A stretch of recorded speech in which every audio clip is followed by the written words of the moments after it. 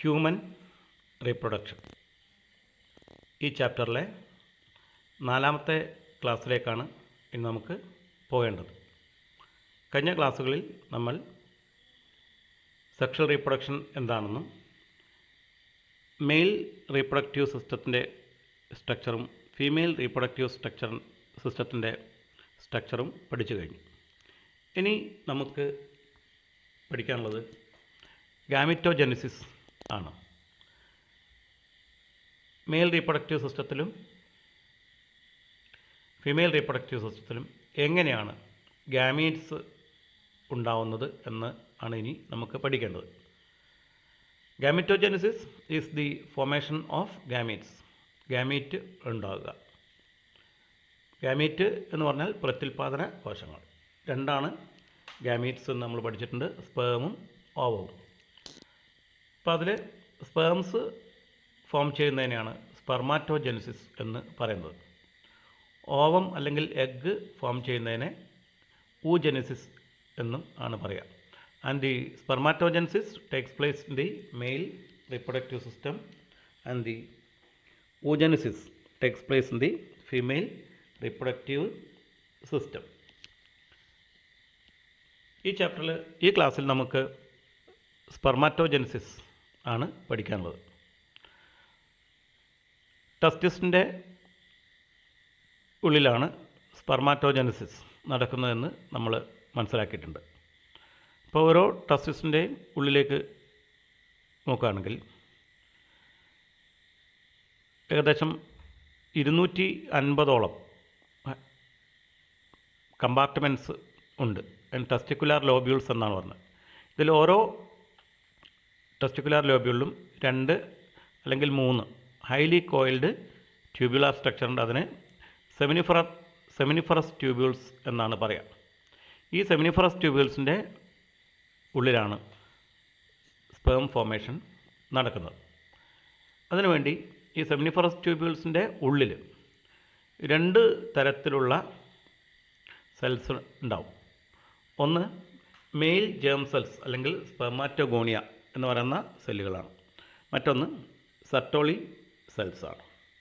അപ്പോൾ ആദ്യം നമുക്ക് സ്പെർമാറ്റോഗോണിയത്തിൽ നിന്ന് എങ്ങനെയാണ് സ്പേംസ് ഉണ്ടാകുന്നത് എന്ന് നോക്കാം. ഈ സ്പെർമാറ്റോഗോണിയം എന്നുള്ളത് സ്പെർമാറ്റോഗോണിയ എന്നുള്ളതിൻ്റെ സിംഗുലറാണ്. Spermatogonium is diploid and contains 46 chromosomes. അപ്പോൾ ഡിപ്ലോയിഡ് എന്ന് പറഞ്ഞു കഴിഞ്ഞാൽ 2 സെറ്റ് ക്രോമസോംസ് എന്നാണ് അർത്ഥം. ഒരു സെറ്റ് ക്രോമസോം ഉള്ളതിനെ ഹാപ്ലോയിഡ് എന്നാണ് പറയുക. അപ്പോൾ ഹാപ്ലോയിഡ് കണ്ടീഷനിൽ ഹ്യൂമൻ്റെ കേസിൽ 23 ക്രോമസോംസ് ആണ് ഉണ്ടാവുക. അത് ഗാമീറ്റ്സിലാണ് ഉണ്ടാകുക. സ്പേമിലും ഓവത്തിലുമാണ് 23 ക്രോമസോം എന്നുള്ള ഹാപ്ലോയിഡ് കണ്ടീഷൻ ഉള്ളത്.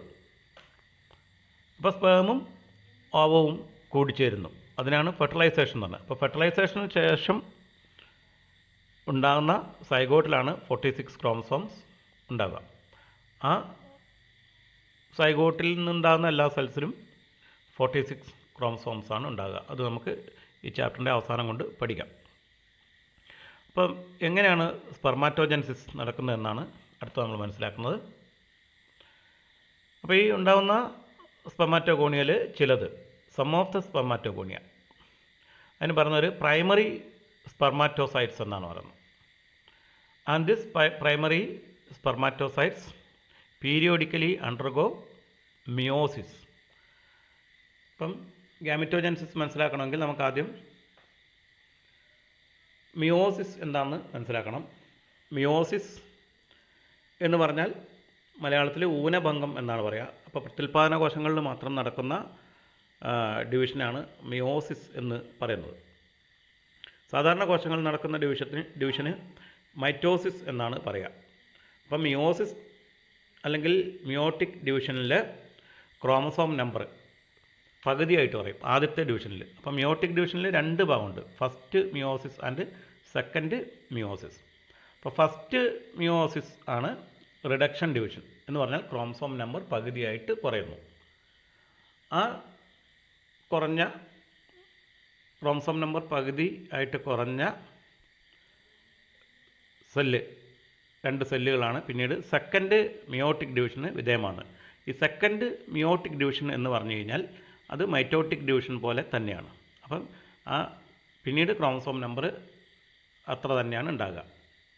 അതായത് 46 ക്രോമസോം ഉള്ള ഒരു സ്പെർമാറ്റോഗോണിയം പ്രൈമറി സ്പെർമാറ്റോസൈറ്റ്സ് ആവും. അപ്പോൾ ഈ സ്പെർമാറ്റോഗോണിയത്തിലും പ്രൈമറി സ്പെർമാറ്റോസൈറ്റിലും ക്രോമസോം നമ്പർ 46 ആയിരിക്കും. അത് ഫസ്റ്റ് മിയോസിസിന് വിധേയമാവുമ്പോൾ അതിൽ നിന്ന് 2 സെല്ലുണ്ടാവും പ്രൈമറി സ്പെർമാറ്റോസൈറ്റിൽ നിന്ന്. അപ്പോൾ ഉണ്ടാകുന്ന 2 സെല്ലുകൾക്ക് പറയുന്ന പേര് സെക്കൻഡറി സ്പെർമാറ്റോസൈറ്റ്സ് എന്നാണ്. അപ്പോൾ ആദ്യത്തെ മിയോട്ടിക് ഡിവിഷൻ റിഡക്ഷൻ ഡിവിഷൻ ആയതുകൊണ്ട് സെക്കൻഡറി സ്പെർമാറ്റോസൈറ്റ്സിൽ ഓരോന്നിലും 23 ക്രോമസോം വീതമാണ് ഉണ്ടാകുക. അങ്ങനെയാണ് ക്രോമസോം നമ്പർ 23 ആയിട്ട് മാറും. അപ്പോൾ 2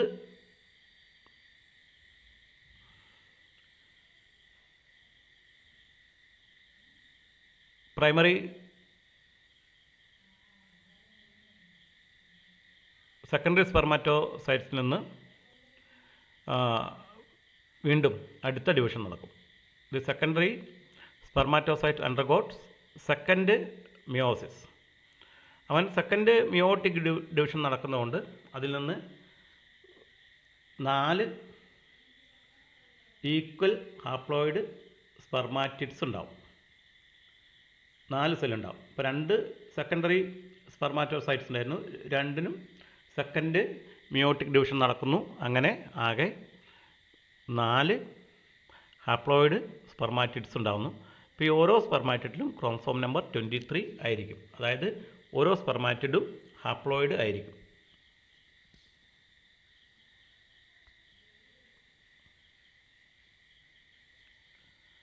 അപ്പോൾ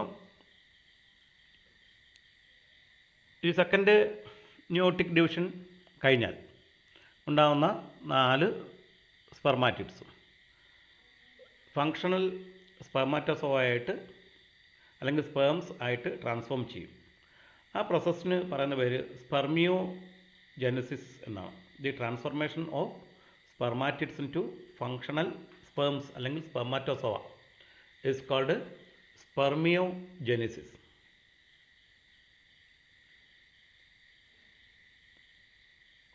അപ്പോൾ ഈ സ്പെർമിയോജെനസിസ് കഴിഞ്ഞാൽ and the sperm heads become embedded in the Sertoli cells. Sertoli സെല്ലിൻ്റെ ഇടയിലേക്ക് കയറി നിൽക്കും സ്പേം ഹെഡ്. എന്നിട്ട് ഒരു കുറച്ച് സമയം കഴിഞ്ഞാൽ ഈ സ്പേംസ് സെമിനിഫറസ് ട്യൂബ്യൂൾസിൽ നിന്ന് റിലീസ് ചെയ്യും. അതിന് പറയുന്ന പേര് സ്പെർമിയേഷൻ എന്നാണ്. The releasing of sperms from seminiferous tubules is called spermiation. അപ്പോൾ ഇവിടെ ഒരുപോലെയുള്ള 3 ടേംസ് ആണ് ഉള്ളത്. ഒന്ന് spermatogenesis. Spermatogenesis is the formation of sperms. Spermiogenesis is the transformation of spermatids into functional sperms. Spermiation is the release of sperms from seminiferous tubules. അപ്പോൾ ഈ പറഞ്ഞ പേരുകളൊക്കെ കാണിക്കുന്ന 2 ഡയഗ്രമാണ് ഇവിടെ കൊടുത്തിരിക്കുന്നത്. ലെഫ്റ്റ് സൈഡിൽ കൊടുത്തിരിക്കുന്നത് സെമിനിഫറസ് ട്യൂബ്യൂളിൻ്റെ ഒരു സെക്ഷനാണ്. അപ്പോൾ സെമിനിഫറസ് ട്യൂബ്യൂൾ ആ റെഡ് കളറിൽ കാണിച്ചിരിക്കുന്നതിൻ്റെ ഉൾഭാഗമാണ് സെമിനിഫറസ് ട്യൂബ്യൂളിൻ്റെ ഉൾഭാഗം. ഒന്ന് പൂർണ്ണമായിട്ടും കാണിച്ചിരിക്കുന്നത് ഒരു ട്യൂബിൻ്റെ ഉൾഭാഗം. അപ്പോൾ അതിൽ നമ്മൾ നോക്കുകയാണെങ്കിൽ സ്പെർമാറ്റോഗോണിയം കാണാം, അതുപോലെ തന്നെ സ്പേംസ് കാണാം, സ്പെർമാറ്റിഡ്സ് കാണാം, എല്ലാ ഇതും കാണാം. അതുപോലെ തന്നെ ഇൻഡസ്ട്രിഷ്യൽ സെൽസ് അല്ലെങ്കിൽ ലേഡിക് സെൽസ്, അത് നമ്മൾ പറഞ്ഞാണ് സെമിനിഫറസ് ട്യൂബ്യൂൾസിൻ്റെ പുറത്ത് ആണ് ഇൻഡസ്ട്രിഷ്യൽ സെൽസ് കാണുക. ഇൻഡസ്ട്രിഷ്യൽ സെൽസിൻ്റെ ഫങ്ഷൻ നമ്മൾ നേരത്തെ പറഞ്ഞാണ് ആൻഡ്രോജൻസ് ഉണ്ടാക്കുക. അത് വീണ്ടും പറയും. ഈ സെമിനിഫറസ് ട്യൂബ്യൂളിൻ്റെ ഉൾഭാഗത്തിൻ്റെ ഒരു എൻലാർജ്ഡ് ഡയഗ്രമാണ് വലത് സൈഡിൽ കാണിച്ചിരിക്കുന്നത്. അപ്പോൾ ഇവിടുന്ന് താഴെ നിന്ന് മുകളിലോട്ടാണ് വായിച്ചുകൊണ്ട് ക്രമത്തിന് കിട്ടും. spermatogonium, Sertoli cells, primary spermatocyte, secondary spermatocyte, spermatid, spermatozoa. ഇതിൽ സ്പെർമാറ്റോഗോണിയം പ്രൈമറി സ്പെർമാറ്റോസൈറ്റ്. അപ്പോൾ ഇത് കണ്ടില്ലേ, ചില spermatogonial cells increase in size and become primary spermatocytes. അപ്പോൾ സ്പെർമാറ്റോഗോണിയം പ്രൈമറി സ്പെർമാറ്റോസൈറ്റും ഡിപ്ലോയിഡാണ്. പിന്നീട് ഫസ്റ്റ് മിയോട്ടിക് ഡിവിഷൻ നടക്കുന്നു. അതിൽ നിന്ന് 2 സെക്കൻഡറി സ്പെർമാറ്റോസൈറ്റ്സ് ഉണ്ടാകുന്നു. അത് ഹാപ്ലോയിഡാണ്. ഈ 2 സെക്കൻഡറി സ്പെർമാറ്റോസൈറ്റും സെക്കൻഡ് മിയോട്ടിക് ഡിവിഷൻ നടക്കുന്നു. അതിൽ നിന്ന് 4 സ്പെർമാറ്റിഡ്സ് ഉണ്ടാകുന്നു. അപ്പോൾ ആ സ്പെർമാറ്റിഡ്സിനും ഹാപ്ലോയിഡാണ്. അപ്പോൾ ഈ സ്പെർമാറ്റിഡ് എന്ന് പറയുന്നത് സാധാരണ ഒരു സെല്ല് പോലെ തന്നെ ഉണ്ടാവും, റൗണ്ടായിട്ട് മുകളിൽ കാണുന്ന പോലെ. പക്ഷേ ആ സ്പെർമാറ്റിഡ്സ് ഫങ്ഷണൽ സ്പേംസ് ആയിട്ട് മാറുന്നു. ഹെഡ്, മിഡിൽ പീസ്, ടെയിൽ എന്നുള്ള ഭാഗങ്ങളൊക്കെ വരും. അങ്ങനെ വരുമ്പോഴാണ് അതിനെയാണ് സ്പെർമാറ്റോസോവ എന്നുള്ളത്. അങ്ങനെ സ്പെർമാറ്റിഡ്സ് സ്പേംസായി മാറുന്ന പ്രോസസ്സിനാണ് സ്പെർമിയോജെനിസിസ് എന്ന് പറയുന്നത്. അപ്പോൾ ഇതിങ്ങനെ സെർട്ടോളി സെൽസിൻ്റെ ഉള്ളിലോട്ട് ഇങ്ങനെ കയറി ഹെഡ് റീജിയൻ ഇങ്ങനെ നിൽക്കും. അങ്ങനെ അവിടുന്ന് കുറച്ച് പ്രോസസ്സെല്ലാം കഴിഞ്ഞ് അതിൻ്റെ മച്ചുറേഷൻ ആയതിനു ശേഷമാണ് സെമിനിഫറസ് ട്യൂബിൾസിൽ നിന്ന് റിലീസ് ചെയ്യുക. അതിനെയാണ് സ്പെർമിയേഷൻ എന്ന് പറയുന്നത്. ഇനി ഈ സ്പെർമാറ്റോജെനിസിസ് എങ്ങനെയാണ് ഹോർമോൺസ് കൺട്രോൾ ചെയ്യുന്നത്? The hormonal control of spermatogenesis അല്ലെങ്കിൽ മെയിൽ റീപ്രൊഡക്റ്റീവ് സിസ്റ്റം, അങ്ങനെയും വരാം. അപ്പോൾ സാധാരണഗതിയിൽ നമ്മൾ പഠിച്ചാണ് സ്പെർമാറ്റോജെനിസിസ് സ്റ്റാർട്ട് ചെയ്യുന്നത് പ്യൂബർട്ടി അറ്റൈൻ ചെയ്യുന്നതോടുകൂടിയാണ്. പ്യൂബർട്ടി എന്ന് പറഞ്ഞാൽ കൗമാരപ്രായം തുടങ്ങുന്നത്. ആൺകുട്ടിയിൽ 14-15 വയസ്സൊക്കെ ആകുമ്പോഴാണ് പ്യൂബർട്ടി സ്റ്റാർട്ട് ചെയ്യുന്നത്. അപ്പോൾ ആ സമയത്താണ് സ്പെർമാറ്റോജെനിസിസ് തുടങ്ങുന്നത്. അപ്പോൾ ആ സമയത്ത് പ്യൂബർട്ടി അറ്റൈൻ ചെയ്ത് കഴിഞ്ഞാൽ ആൻറ്റീരിയർ പിറ്റ്യൂട്ടറിയിൽ നിന്നും ഗൊണാഡോട്രോപ്പിൻ റിലീസിങ് ഹോർമോൺ ഹൈപ്പോതലാമസിൽ നിന്ന് GnRH അല്ലെങ്കിൽ ഗൊണാഡോട്രോപ്പിൻ റിലീസിങ് ഹോർമോൺ റിലീസ് ചെയ്യും ഹൈപ്പോതലാമസിൽ നിന്ന്. അപ്പോൾ this increased level of GnRH stimulates the anterior pituitary gland. Anterior pituitary gland അതിനെ അഡിനോഹൈപ്പോഫൈസിസ് എന്ന് പറയും. അപ്പോൾ അവിടെ നിന്ന് 2 ഗൊണാഡോട്രോപ്പിൻസ് റിലീസ് ചെയ്യും. GnRH ഹൈപ്പോതലാമസിൽ നിന്ന് റിലീസ് ചെയ്ത് കഴിഞ്ഞാൽ അത് ആൻറ്റീരിയർ പിറ്റ്യൂട്ടറിനെ സ്റ്റിമുലേറ്റ് ചെയ്യുകയും ആൻറ്റീരിയർ പിറ്റ്യൂട്ടറിയിൽ നിന്ന് 2 ഹോർമോൺസ്, അതിന് ഗൊണാഡോട്രോപ്പിൻസ് എന്നാണ് പറയുക. ഒന്നിൻ്റെ പേര് ല്യൂട്ടനൈസിങ് ഹോർമോൺ അല്ലെങ്കിൽ LH and follicle stimulating hormone അല്ലെങ്കിൽ FSH. ഇങ്ങനെ 2 ഹോർമോൺസാണ് ആൻറ്റീരിയർ പിറ്റ്യൂട്ടറിയിൽ നിന്ന് റിലീസ് ചെയ്യുക. ഈ LH luteinising hormone acts on Leydig cells അല്ലെങ്കിൽ ഇൻഡസ്ട്രിഷ്യൽ സെൽസ്. ലേഡിക് സെൽസിൻ്റെ മുകളിൽ ആക്ട് ചെയ്യുകയും and stimulates the synthesis and secretion of androgens. Androgens secrete ചെയ്യും ലേഡിക് സെൽസിൽ. And this androgens stimulate the process of സ്പെർമാറ്റോജെനിസിസിനെ സ്റ്റിമുലേറ്റ് ചെയ്യും. അപ്പോൾ ഇങ്ങനെയാണ് ഇത് കൺട്രോൾ ചെയ്യുക. പിന്നെയുള്ളത് FSH ആണ്. മെയിലിലും FSH ഉണ്ട്. മെയിലുള്ള FSH acts on the Sertoli cells. അപ്പോൾ അത് ഫീമെയിൽ സിസ്റ്റം കൂടി ജെനിസിസും കൂടി പഠിക്കുമ്പോഴാണ് നിങ്ങൾക്കത് കൃത്യമായിട്ട് മനസ്സിലാകാം. And this FSH acts on Sertoli cells and stimulate secretion of some factors which help in the process of spermiogenesis. സ്പെർമിയോജെനിസിസിനെയാണ് മെയിലിൽ FSH സഹായിക്കുക. അപ്പോൾ 2 ഗൊണാഡോട്രോപ്പിൻസാണ്. അപ്പോൾ അതൊരു ചോദ്യവും കൂടിയാണ്. ഈ ഗൊണാഡോട്രോപ്പിൻസ് ഏതൊക്കെയാണെന്നൊക്കെ ചോദിക്കാം. LHഉം FSHഉം ആണ് ഗൊണാഡോട്രോപ്പിൻസ് എന്നറിയപ്പെടുന്നത്. ഈ സ്പെർമാറ്റോജെനിസിസിനെ ഹോർമോൺസ് എങ്ങനെയാണ് കൺട്രോൾ ചെയ്യുന്നതെന്ന് ഒരു ഫ്ലോ ചാർട്ട് രൂപത്തിൽ നമുക്ക് നോക്കാം. ഈ ഫ്ലോ ചാർട്ടൊന്നും കൺസെപ്റ്റ് മാപ്പ് എന്നൊക്കെ പറഞ്ഞ് വരാം, അല്ലെങ്കിൽ ഡയഗ്രാമാറ്റിക് റെപ്രസെൻറ്റേഷൻ എന്നൊക്കെ പറഞ്ഞ് വരാം. തൽക്കാലം ഫ്ലോ ചാർട്ട് എന്നാണ് കൊടുത്തിരിക്കുന്നത്. Hormonal control of spermatogenesis. Hypothalamus release GnRH, gonadotropin releasing hormone, that acts on അഡിനോഹൈപ്പോഫൈസിസ്. അഡിനോഹൈപ്പോഫൈസിസ് എന്ന് പറഞ്ഞാൽ ആൻറ്റീരിയർ പിറ്റ്യൂട്ടറി, ന്യൂറോ ഹൈപ്പോഫൈസിസ് എന്ന് പറഞ്ഞാൽ പോസ്റ്റീരിയർ പിറ്റ്യൂട്ടറി ആണ്. അപ്പോൾ അതിപ്പോൾ ഇവിടെ ഇല്ല. ഈ അഡിനോഹൈപ്പോഫൈസിസ് അല്ലെങ്കിൽ ആൻറ്റീരിയർ പിറ്റ്യൂട്ടറിയിൽ നിന്ന് രണ്ട് ഹോർമോൺസ് ഉണ്ടാകുന്നു, FSH ഉം LH. ഇതിനെ ഗൊണാഡോട്രോപ്പിൻസ് എന്നാണ് പറയുന്നത്. And this LH acts on interstitial or Leydig cells and secrete androgens, and this androgen stimulates spermatogenesis. FSH acts on Sertoli cells, and these Sertoli cells then release some factors which helps in spermiogenesis. What is spermiogenesis? Spermiogenesis is the transformation of spermatids into sperms. ഇനി നമുക്ക് സ്പേമിൻ്റെ structure നോക്കാം. അപ്പോൾ ഒരു സ്പേമിന് 4 ഭാഗമാണ് ഉണ്ടാകുക: head, neck, middle piece and tail. അങ്ങനെ 4 ഭാഗം. അപ്പം ഈ സ്പേമിനെ മൊത്തത്തിൽ കവർ ചെയ്തുകൊണ്ട് ഒരു പ്ലാസ്മ മെംബ്രെയിൻ ഉണ്ടാവും. കാരണം വെച്ചാൽ സ്പേം എന്ന് പറയുന്ന ഒരു സെല്ലാണ്. അപ്പോൾ ഏതൊരു ആനിമൽ സെല്ലിനെയും കവർ ചെയ്തുകൊണ്ട് അതിന് ഔട്ടർ ബൗണ്ടറി പ്ലാസ്മ മെംബ്രെയിനാണ്. അപ്പോൾ ഈ സ്പേമിനെ കവർ ചെയ്തുകൊണ്ട് ഒരു പ്ലാസ്മ മെംബ്രെയിൻ ഉണ്ടാവും. ഇനി ഓരോന്നായിട്ട് നോക്കാം. Sperm head. സ്പേം ഹെഡിൽ പ്രധാനമായിട്ടും ഒരു ന്യൂക്ലിയസ് ആണ് ഉണ്ടാകുക. ഒരു സാധാരണ സെല്ലായതുകൊണ്ട് ന്യൂക്ലിയസ്. അപ്പോൾ ന്യൂക്ലിയസിൻ്റെ മുകളിലായിട്ട് ഒരു ക്യാപ്പ് പോലെയുള്ള ഒരു സ്ട്രക്ചർ ഉണ്ട്. ഇതിന് അക്രോസോം എന്നാണ് പറയുക. അപ്പോൾ സ്പേം ഹെഡിൽ ന്യൂക്ലിയസ് ഉണ്ട്. ന്യൂക്ലിയസിൽ ജനറ്റിക് മെറ്റീരിയലാണ് ഉണ്ടാകുക, DNA. അപ്പോൾ ഈ ന്യൂക്ലിയസിലുള്ള DNA കൂടിയാണ് ഒരാളുടെ സ്വഭാവം അടുത്ത തലമുറയിലേക്ക് പോവുക. അതിനുള്ള DNA ആണ് ഈ ഹെഡിൽ, ന്യൂക്ലിയസിൽ പ്രധാനമായിട്ടും ഉണ്ടാകുക. പിന്നെ ഇതിൻ്റെ മുകളിൽ, ന്യൂക്ലിയസിൻ്റെ മുകളിലായിട്ട് ഒരു ക്യാപ്പ് ലൈക്ക് സ്ട്രക്ചർ ഉണ്ട്. അതിന് അക്രോസോം എന്നാണ് പറയുക. അത് കുറച്ച് പ്രധാനപ്പെട്ടാണ്.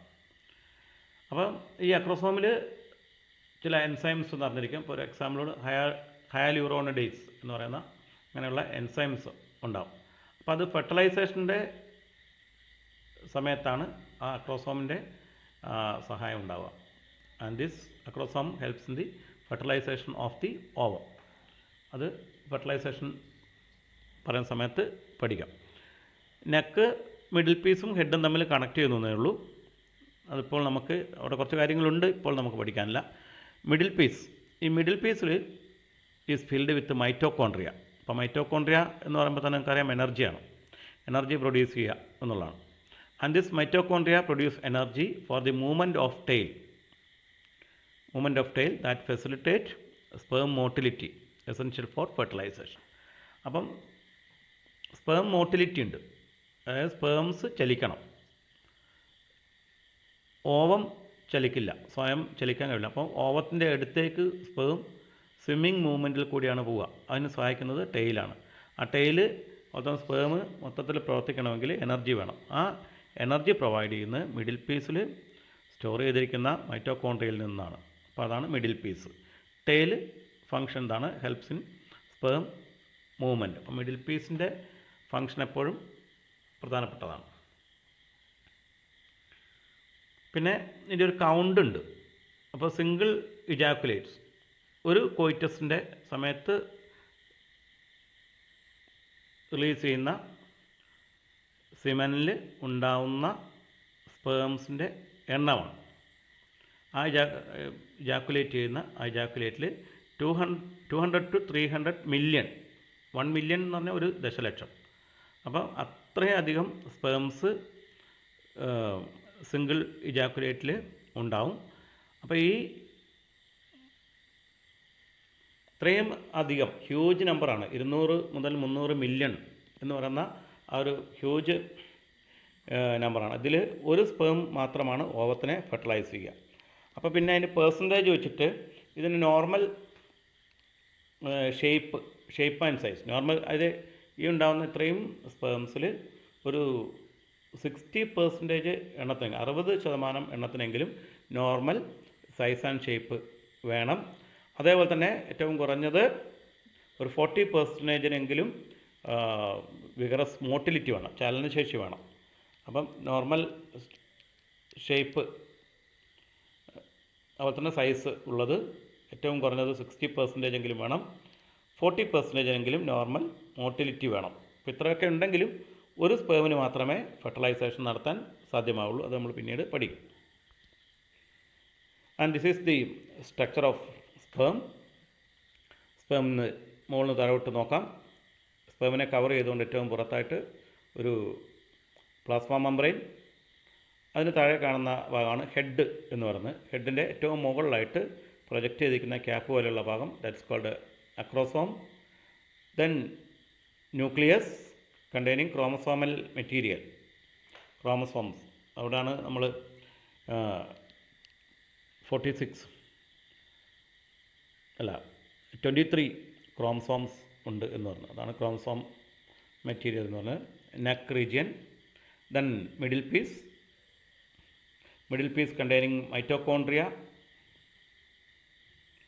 and this mitochondria are the energy source for swimming and the tail. അപ്പോൾ സ്പേമിൻ്റെ സ്ട്രക്ചർ വളരെ പ്രധാനപ്പെട്ടാണ്.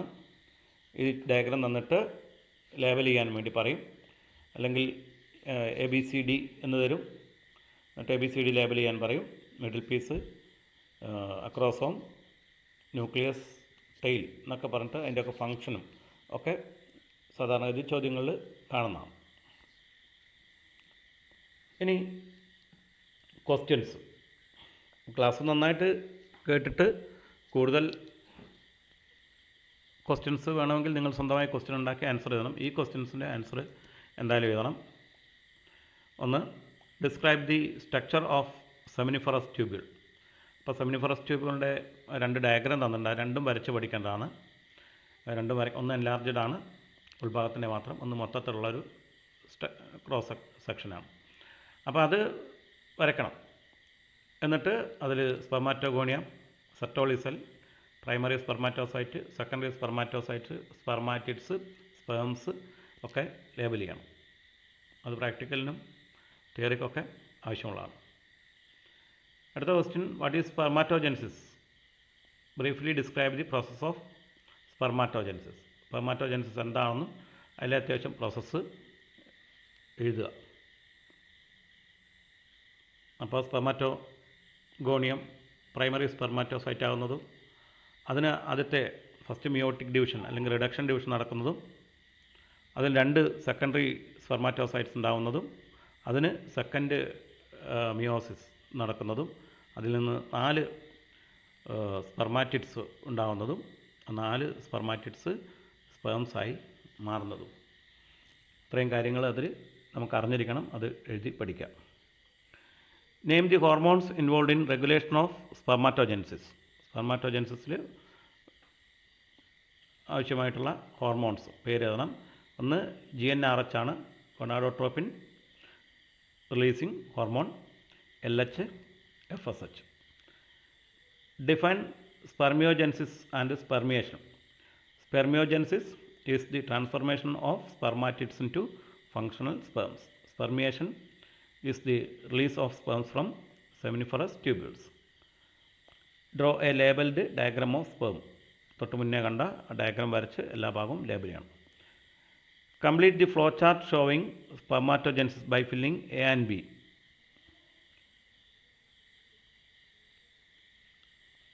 A and B ലേബൽ ചെയ്യണം.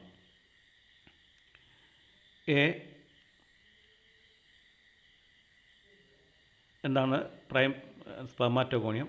അതിൽ നിന്ന് പ്രൈമറി സ്പെർമാറ്റോസൈറ്റ്, അതിൽ നിന്ന് സെക്കൻഡറി സ്പെർമാറ്റോസൈറ്റ്. ബി എന്ന് പറഞ്ഞത് സ്പെർമാറ്റിഡ്. അപ്പോൾ അത് എഴുതണം. Draw a flow chart showing the hormonal control of spermatogenesis. അപ്പോൾ ഫ്ലോ ചാർട്ട് കാണിച്ചു തന്നാണ്, അത് വരച്ച് വെച്ച് പഠിക്കണം. Mention the function of Sertoli cell. സെർട്ടോളിസലിൻ്റെ ഫങ്ഷൻ. അപ്പോൾ നമ്മൾ സെർട്ടോളിസൽ മുന്നേ പഠിച്ചാണ്. എന്താണ് നേഴ്സിംഗ് സെൽ, അല്ലെങ്കിൽ അതിൻ്റെ നറിഷ്മെൻറ്റ് ഓഫ് ദി സ്പേം നമ്മൾ പഠിച്ചാണ്. അപ്പോൾ അത് അത്രയും കാര്യങ്ങൾ ക്വസ്റ്റ്യൻ ആൻസർ എഴുതി വെക്കുക, ക്ലാസ് നന്നായിട്ട് കേൾക്കുക, ആവശ്യമായ നോട്ട്സ് തയ്യാറാക്കുക. അടുത്ത ക്ലാസ്സിന് വേണ്ടി കാത്തിരിക്കുക. ഓക്കെ.